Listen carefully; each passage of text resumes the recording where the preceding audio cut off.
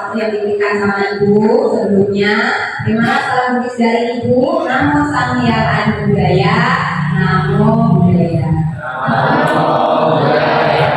Pada kesempatan yang berbahagia ini, ibu ingin kembali memberikan uraian dhamma, bimbingan dharma kepada generasi muda, khususnya wihara Tata Muda. Ya, jadi kalian bisa belajar bersama ibu. Nanti yang tidak tahu boleh nanya ya dengan tunjuk jari apa yang akan ibu sampaikan. Ya, ini adalah salah satu tentang Abhidhamma Sutta. Nah, di sini ada aku salah cita 12. Maksudnya 12 apa? Ya. Nanti ya, aku salah cita. Ada aku salah cita, ada aku salah cita. Ayo, kalau aku salah, ada yang tahu artinya apa? Mungkin di sekolah sudah pernah diajarkan sama bapak ibu gurunya. Gitu ya? Tahu? Kesadaran atau pikiran yang tidak baik. Namanya aku salah, berarti anak itu tidak. Berarti aku salah tidak baik. Kalau aku salah itu baik. Kalau aku salah, lawan katanya baik. Boleh dibaca ya. Jadi di sini aku salah cita itu berarti kesadaran atau pikiran yang tidak baik atau jahat, atau kesadaran pikiran yang bersekutu dengan aku salah cetasika yang memberikan akibat tidak baik yang menimbulkan penderitaan. Ya, jadi ini aku salah cita kita sepakati artinya apa ya? Kesadaran atau pikiran yang tidak baik atau jahat. Di sini mau nanya nih, siapa yang mau jadi anak yang tidak baik? Tunjuk jari. Siapa yang mau jadi anak baik? Tunjuk jari. Tidak semua. Sekali lagi, siapa yang mau jadi anak baik? Oke, sepakat semuanya mau jadi anak baik ya. Siapa di sini yang pernah melakukan perbuatan tidak baik? Yakin selalu baik. Ayo, nih kejujurannya nih diuji nih. Ayo, nggak pernah melakukan hal-hal yang tidak baik, yang benar. Yakin, nah kejujuran ya. Nah, kenapa ibu sampaikan ini supaya kita semua bisa terhindar dari aku salah cita. Di sini aku salah cita ini terdiri dari 12 ya, 12 bulatan itu maksudnya 12 hal. Kemudian 12 ini dibagi menjadi 3 kelompok. Tentunya kalian juga sudah tahu kok apa sih 3 kelompok itu, yaitu 1 dosa atau loba dosa moha.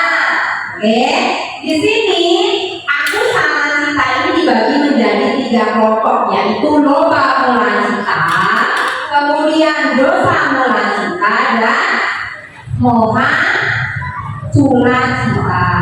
Ada yang tahu artinya loba? Tunjuk jari. Kaos merah yang paling belakang pokok. Loba. Ada di lagunya.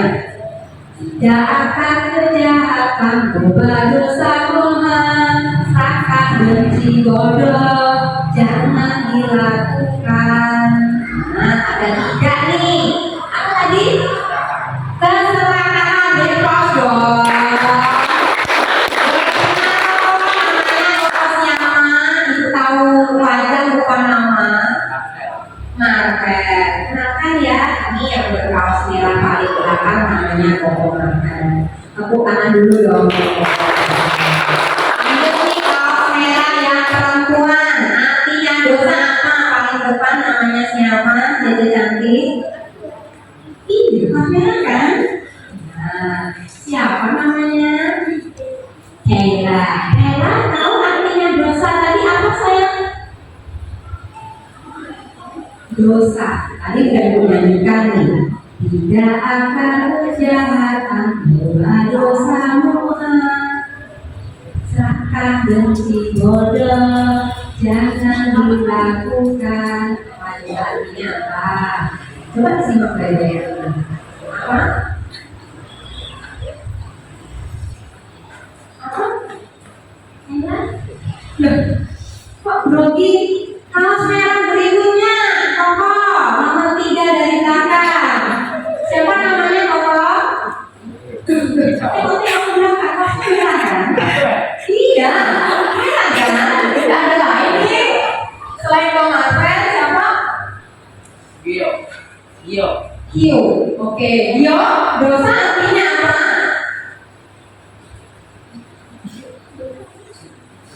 Tadi sudah, ayo yang lain menyimak ya.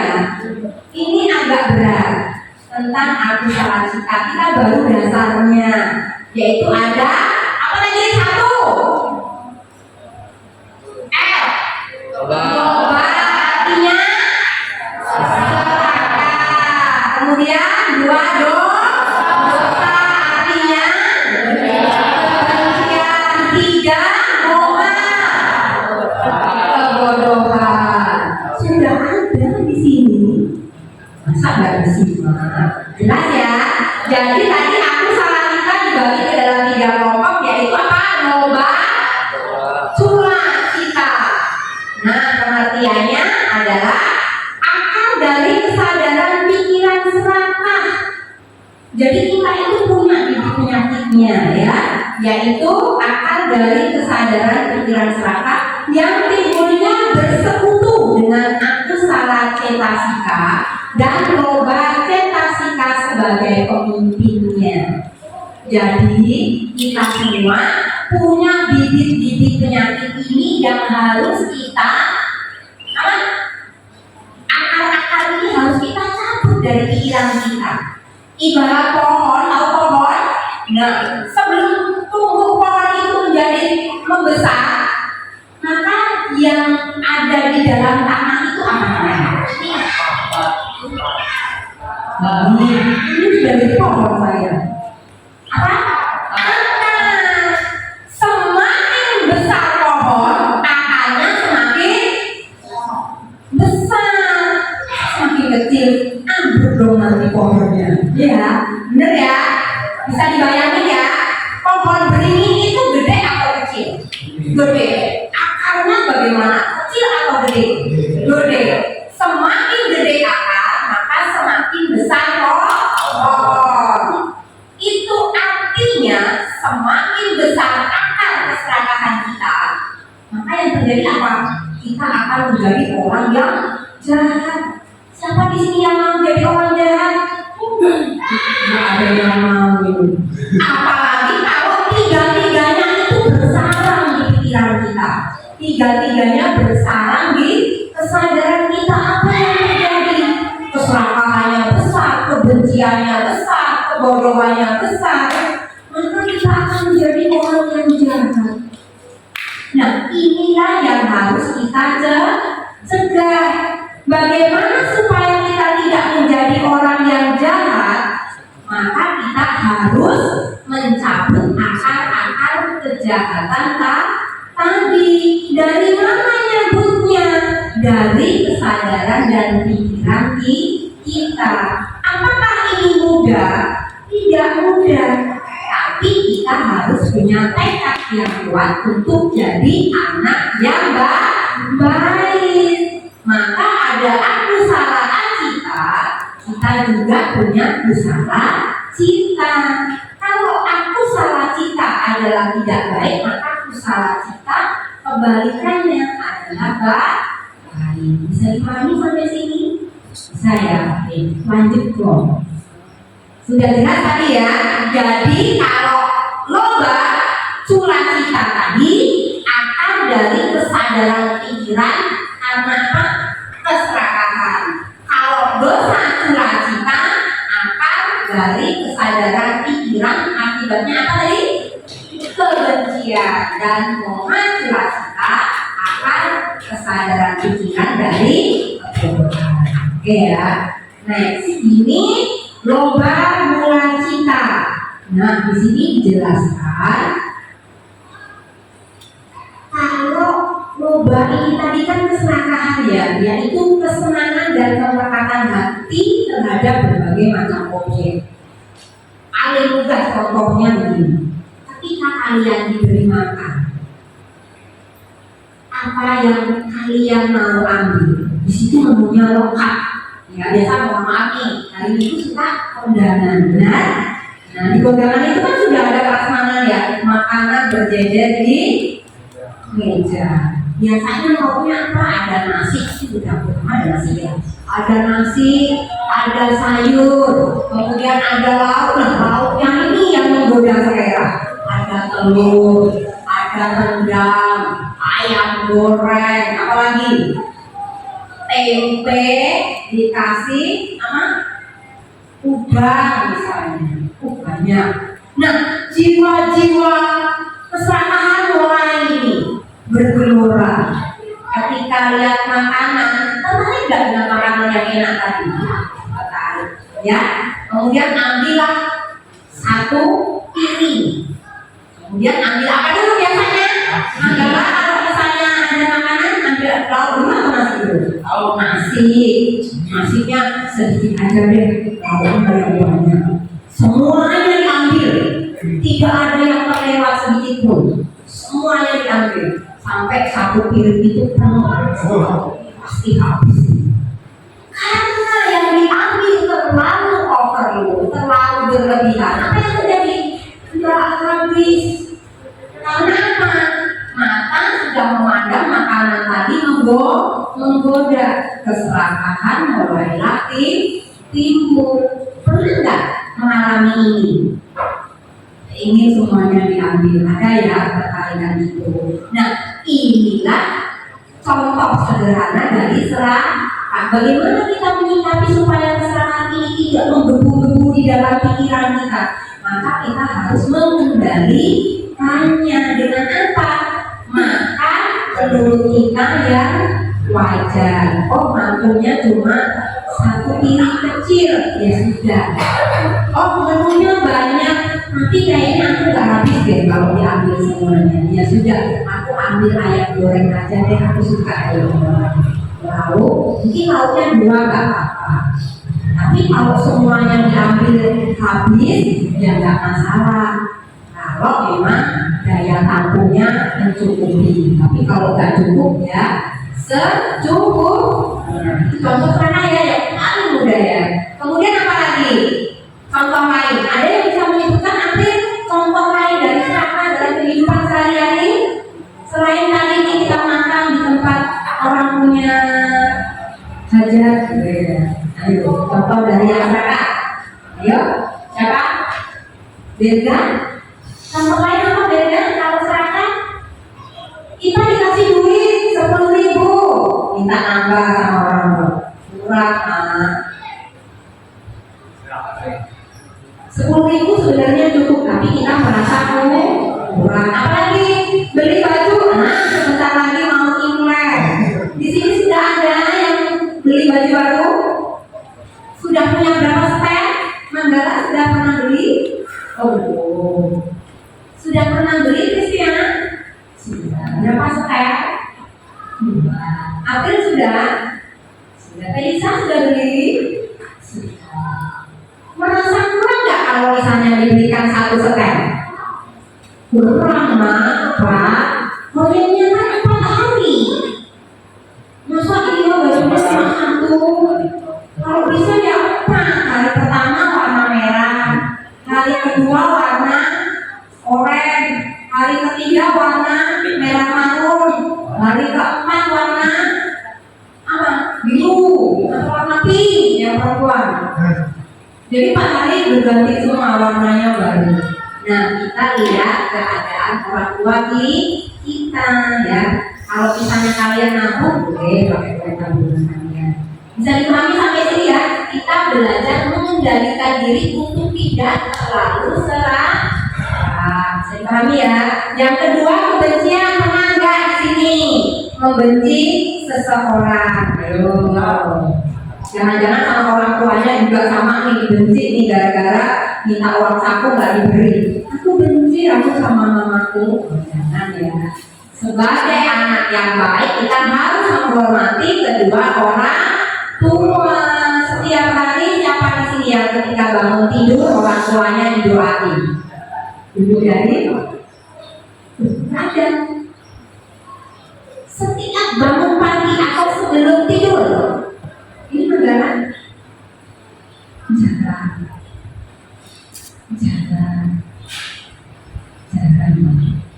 Mana ini? Nah, katanya mau jadi anak baik, jadi lagi sampai mau jadi anak baik.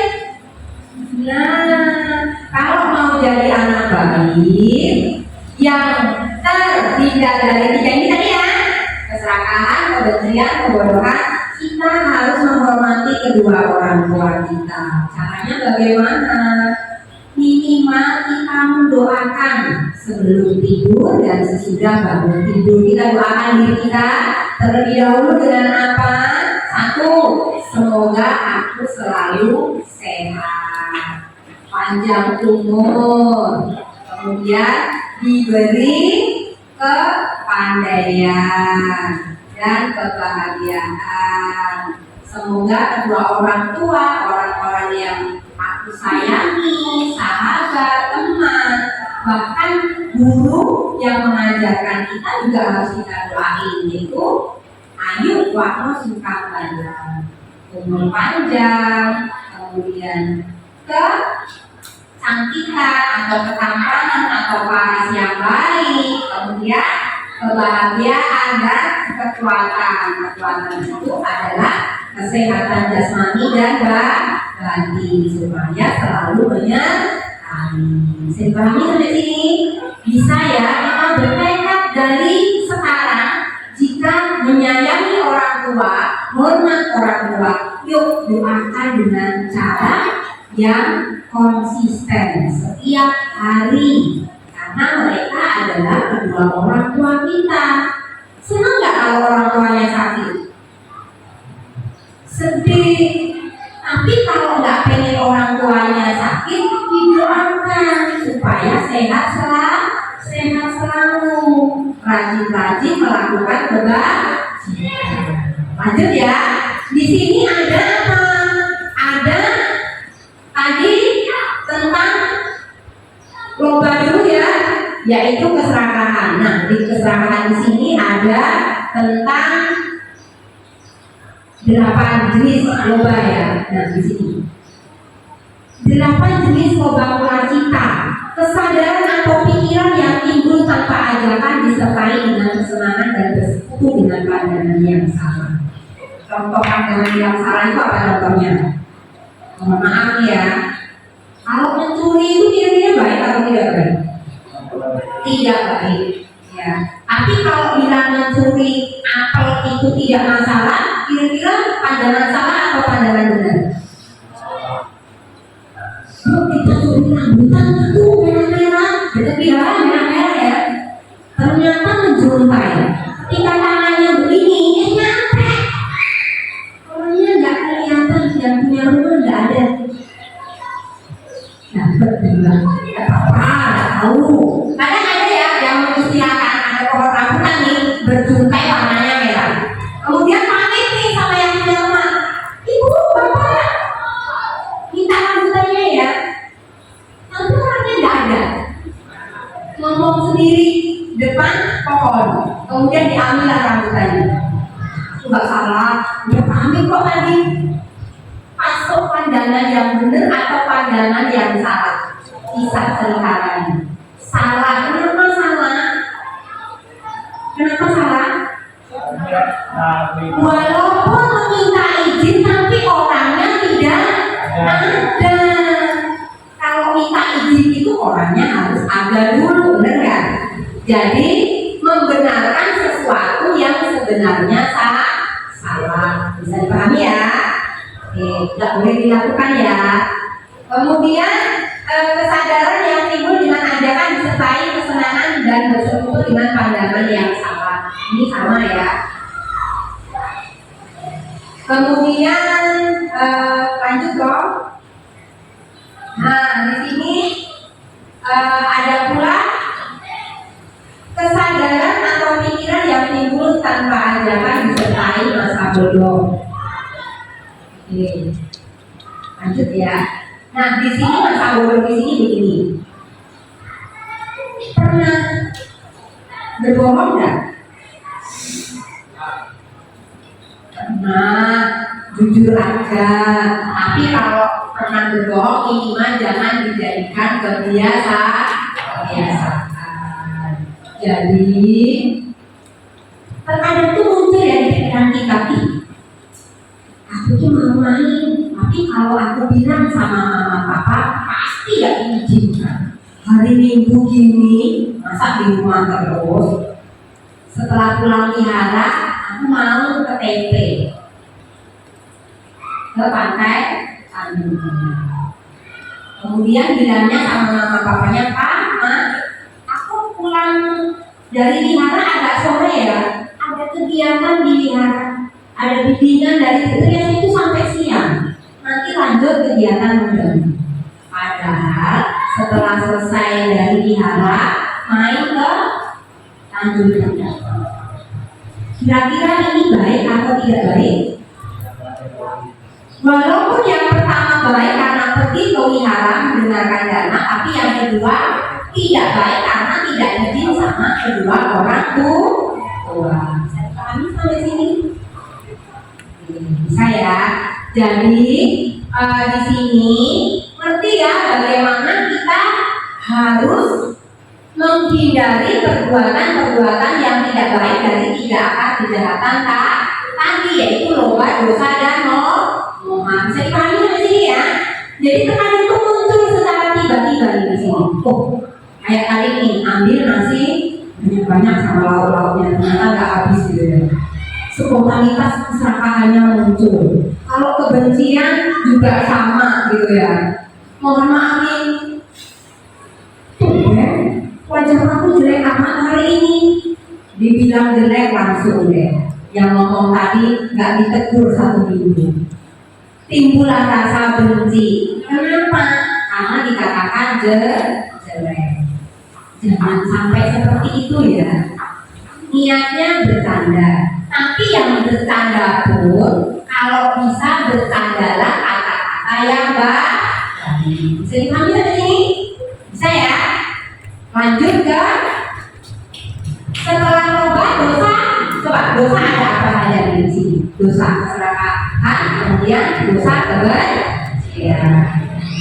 Contoh lain dari kebencian apa? Ada yang tahu? Contoh kebencian?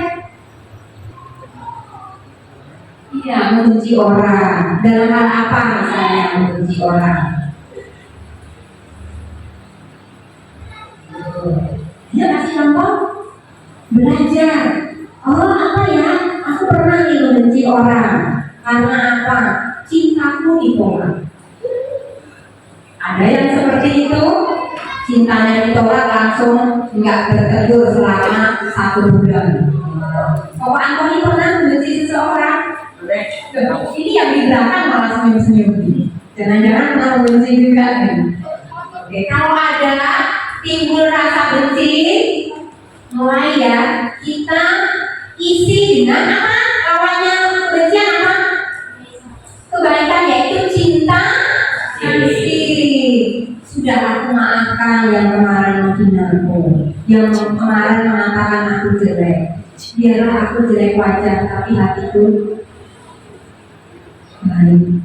Biarlah aku jelek wajah, tapi hatiku berbeda. Gitu ya. Ada di sini. Jangan merasa rendah diri wajah jelek. Wajah kita ganteng-ganteng kok bagian laki. Yang perempuan ibu tengok cantik-cantik kok. Kenapa? Kita harus punya rasa bersyukur dalam hal apa? 1, kita masih bisa bernafas dengan lancar. Ada di sini yang nafasnya ada ya. Kita bernafas dengan lancar. Udara yang kita hirup udara bersih. Itu kita sudah harus bersyukur. Kedua, apalagi kita diberi panca indera lengkap dan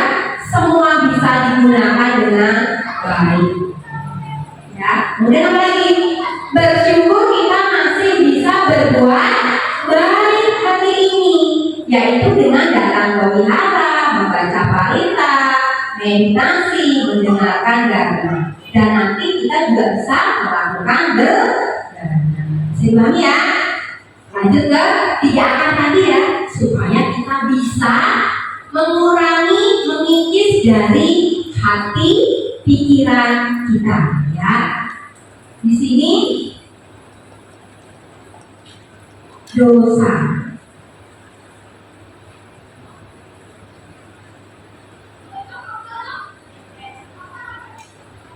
Nah, di sini dosa bisa diperhatikan ya.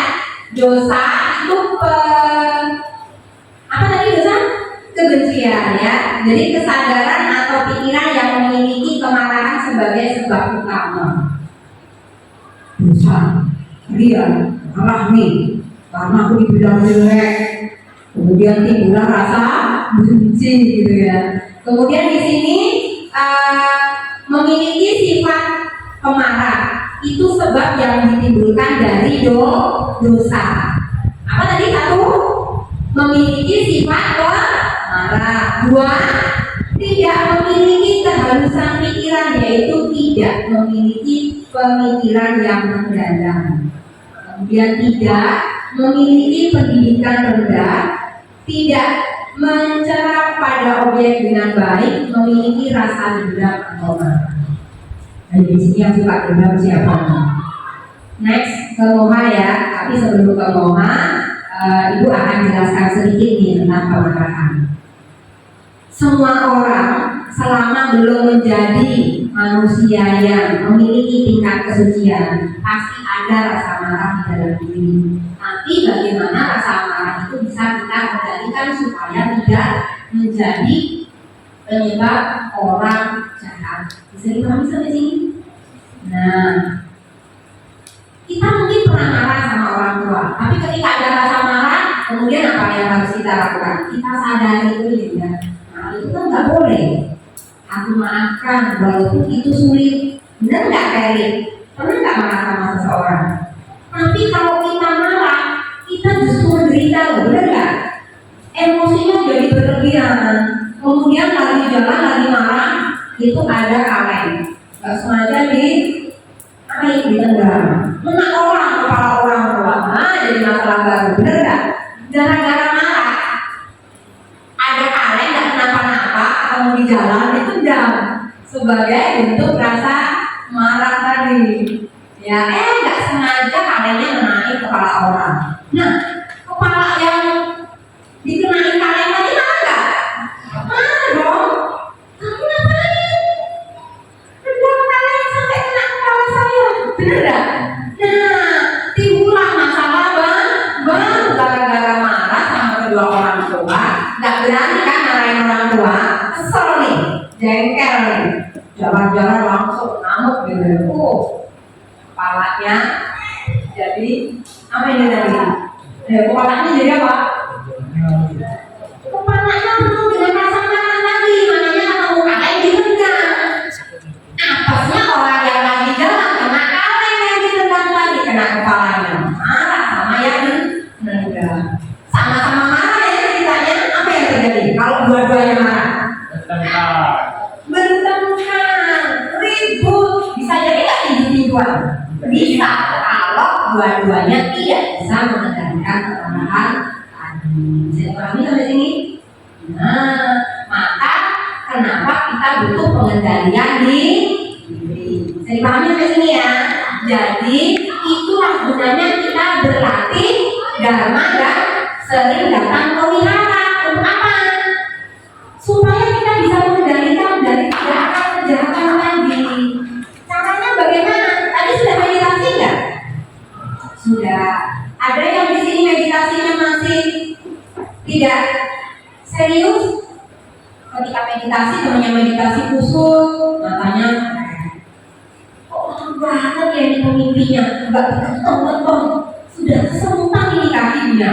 Nah, jadi kalau mau meditasi dengan tekad yang kuat, mau 15 menit juga nggak berasa, karena pikirannya tenang.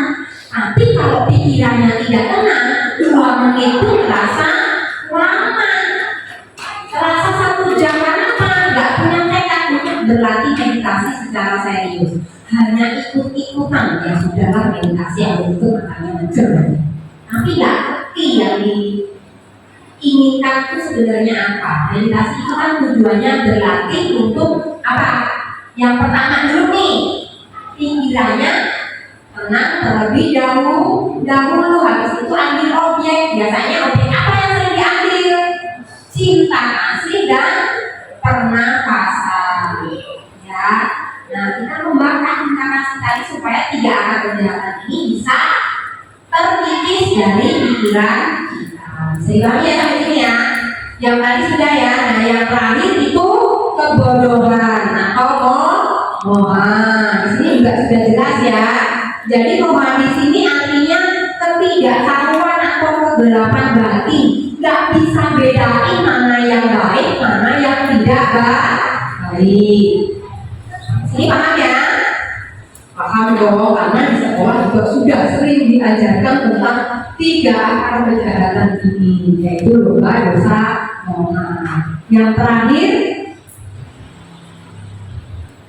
kalau contoh tidak bisa membedakan benar yang salah itu apa contohnya? Tadi sudah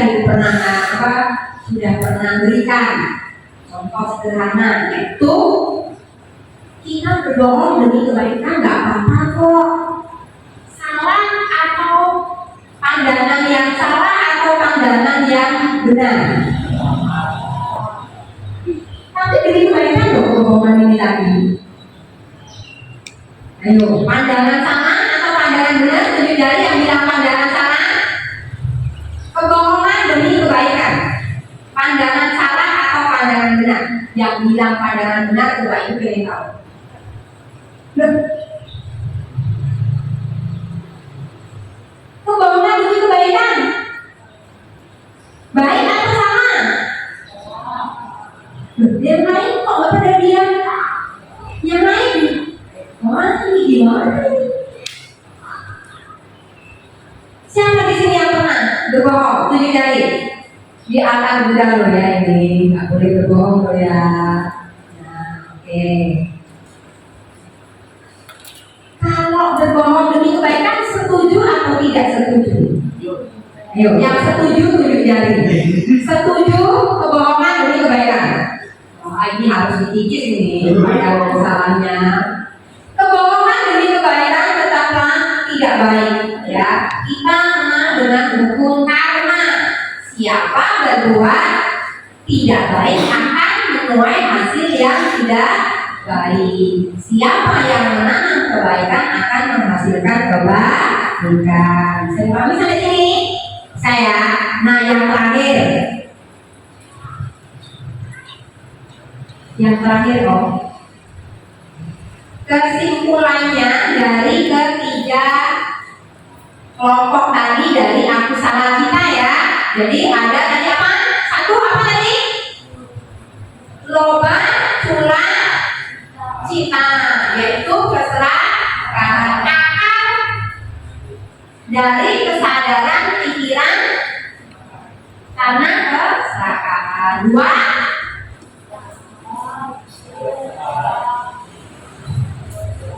dosa cula cita akar dari kesadaran pikiran dari kebencian. Moha cula cita akar dari kesadaran pikiran dari kebencian. Nah, hasil atau akibat dari loba dosa dan moha itu apa?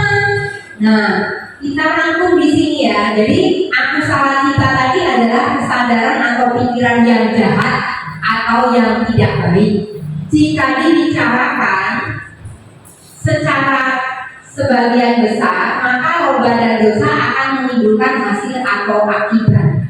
Nah, akibatnya adalah satu, semua makhluk dilahirkan menjadi setan atau peta. Di sini ada yang mau terlahir jadi setan? Tidak ada ya. Makanya harus dikikis tadi loba dosa mulanya. Semua makhluk dilahirkan menjadi setan atau peta dan raksasa atau asura dengan kekuatan loba. Kalau keserakahannya besar, maka adik-adik semua ini bisa terlahir kembali di alam setan atau peta atau asura, alam raksasa. Jadi ibu kilas balik yang kemarin ya, itu sudah menjadi menjelaskan tentang 4 alam menderita, yaitu 1, apa kemarin kita sudah belajar? Alam neraka. 2, alam asura, raksasa, alam binatang, alam setan atau beta. Ada yang mau menempati dari salah satunya? Tidak ada, makanya harus mengikis loba bersama. Lanjut, semua makhluk dilahirkan di alam neraka. Nah, alam neraka ini bahasa palingnya niraya. Niraya dengan kekuatan dosa. Jadi kalau mau terlahir di alam neraka, banyak-banyaklah membenci orang. Gampang ya? Gampang. Kalau mau terlahir di alam kita tuh gampang. Banyak-banyaklah menimbulkan kebencian. Gak mau, aku mau di alam bahagia. Ya kalau mau di alam bahagia ya jangan membenci orang. Kalau gak mau terlahir di alam peta, asura, gak boleh serang. Ya, mudah ingat ya. Terakhir, semua makhluk dilahirkan menjadi binatang dengan kekuatan Tuhan. Maaf ya, sekarang tahu ya. Jadi kalau terlahir di alam binatang itu karena kebodohan batinnya yang terlalu besar, maka mereka terlahir di alam binatang. Ada yang mau? Tidak ada yang mau. Makanya kenapa ibu ajarkan tentang Anusawacita, supaya adik-adik semua ini tahu akibat dari Anusawacita ini ternyata bisa menyebabkan untuk terlahir di alam menderita. Jadi kalau serakah, waduh berarti aku kalau sering serakah, makan banyak, rakus, itu kan serakah ya. Kemudian dikasih makanan 1, mintanya lebih dari 1, maka bisa terlahir di alam peta atau asura. 2, kalau kebenciannya yang lebih besar dari keserakahan dan kebodohan, maka bisa terlahir di alam neraka. Alam menderita semua itu sayang. Dan yang terakhir, kalau kita memiliki kebodohan batin, gak bisa bedain mana benar, mana yang tidak baik. Ini tidak baik, ini baik, itu gak bisa mereka membedakan. Maka bisa terlahir di alam menderita, yaitu alam binatang. Sampai sini ada yang mau ditanyakan? Di sini siapa yang mau masuk alam surga?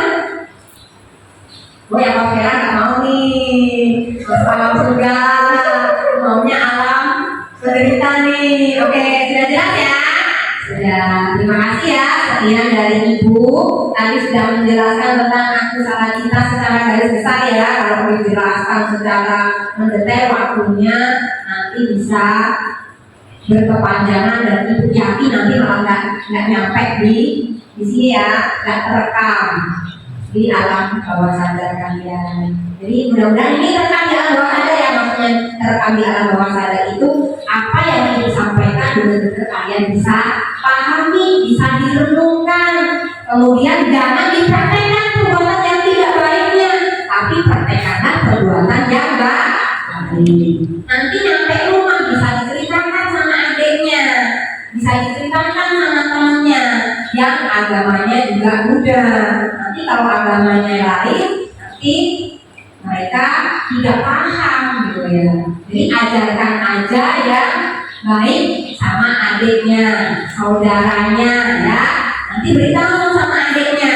Misalnya nih ya, secara nggak sengaja, aku tadi benci sama temanku, anakku direbut. Nanti beritahunya baik-baik. Adik, mau nggak nanti terlahir di alam binatang? Nggak mau. Kalau nggak mau terlahir di alam binatang, maka harus bisa bedain mana perbuatan baik, mana perbuatan tidak. Mudah nggak diterima sama adiknya? Saya 2. Kalau adik nggak mau terlahir di alam neraka, maka apa yang tidak boleh kita lakukan? Tidak boleh membenci berlebihan.